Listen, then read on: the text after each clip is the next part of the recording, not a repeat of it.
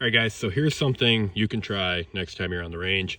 10 rounds, 15 yards, trying to be accurate, but also trying to be fast.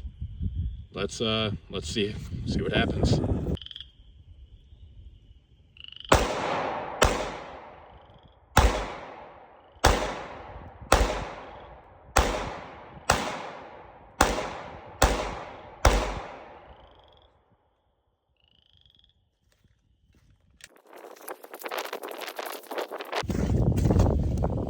All right, so we can see that was absolutely atrocious.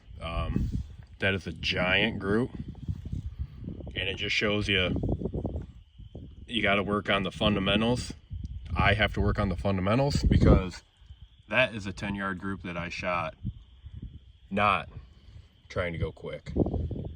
So there's your difference. Go out and shoot.